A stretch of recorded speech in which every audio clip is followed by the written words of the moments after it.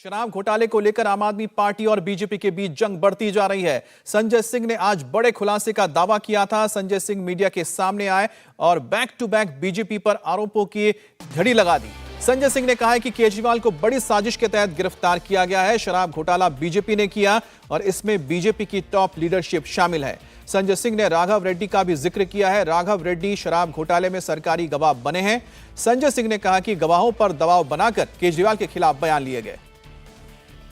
तो आपको सीधे लिए चलते हैं संजय सिंह के प्रेस कॉन्फ्रेंस में।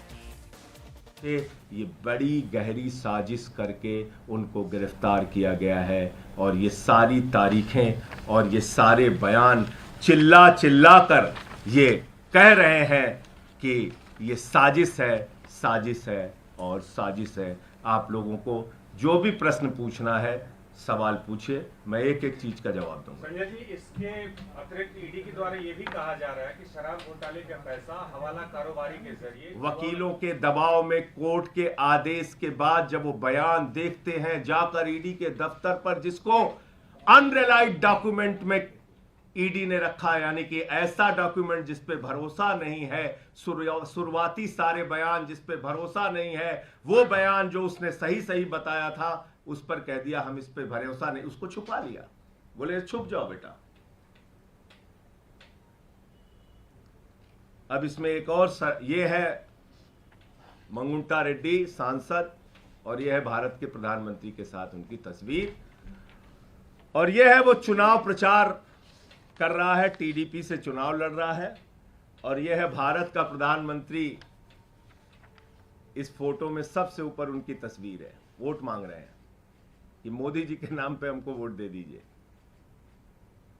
तो यहां पर आप सुन रहे थे संजय सिंह जो आरोप लगा रहे हैं कि मंगुंटा रेड्डी है जो सांसद थे उस वक्त वाईएसआर के और अब टीडीपी के टिकट पर चुनाव लड़ रहे हैं, उन्हें जब ईडी और सीबीआई ने पूछताछ की तब दबाव में आकर उन्होंने अरविंद केजरीवाल के खिलाफ बयान दिया है। खास तौर पे मंगुंटा रेड्डी के बेटे राघव रेड्डी को जब गिरफ्तार किया गया, जेल में डाला गया, उसके बाद कई सारे बयान आए, करीब 7 बयान आए, लेकिन 7 बयान में से 6 बयान हटा दिए गए, सिर्फ एक बयान को रखा गया जिसमें अरविंद केजरीवाल का नाम लिया गया। यह आरोप है संजय सिंह का। वैसे आपको बता दें कि मंगुंटा रेड्डी जिनकी डिस्टिलरीज है, कंपनी द शराब कंपनी है साउथ में, उन्होंने जब अप्लाई किया था तो वहां पर कानूनों को ताक में रखते हुए एक ही कंपनी को 3 जोन दिए गए थे, जबकि कानून के तहत एक कंपनी को 3 जोन नहीं मिल सकते थे।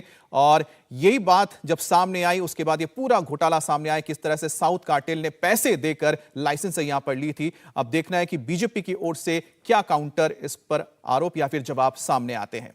अरविंद केजरीवाल जेल में है, वहीं बाहर उपराज्यपाल और दिल्ली सरकार के बीच नई तनातनी शुरू हो गई है। दिल्ली के उपराज्यपाल सचिवालय ने केंद्रीय गृह सचिव को चिट्ठी लिखकर दिल्ली सरकार पर बड़ा हमला बोला। चिट्ठी में उपराज्यपाल ने दिल्ली सरकार पर अदालतों को गुमराह करने की कोशिश करने का आरोप लगाया है। लिखा है कि दिल्ली सरकार सोची समझी रणनीति के तहत याचिकाएं दायर कर रही है और स्पष्ट रूप से झूठे हलफनामे पेश करके कोर्ट को प्रभावित करने की कोशिश कर रही है। वहीं आम आदमी पार्टी का कहना है कि अधिकारिक मंत्रियों की बात नहीं सुनते हैं, एलजी उन पर एक्शन नहीं लेते हैं, ऐसे में अदालतें ही अंतिम सहारा होती हैं।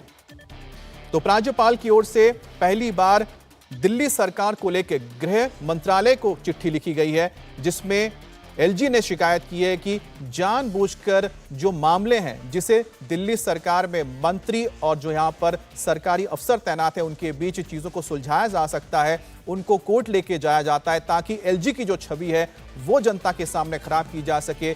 तमाम ऐसे मुद्दे जो कई बार एलजी के आयते में नहीं आती है, अधिकार क्षेत्र में नहीं आती है, सिर्फ और सिर्फ दिल्ली सरकार के क्षेत्र में आती है, उन्हें भी जानबूझकर उन मामलों को विवाद खड़ा करके अदालत में ले जाया जाता है और कहीं ना कहीं कोशिश होती है यह बताने की कि एलजी की छवि खराब है, एलजी को घेरे में लेने की कोशिश होती है। तो पहली बार ये जो तमाम बातें हैं वो अब गृह मंत्रालय तक पहुंचाई गई है।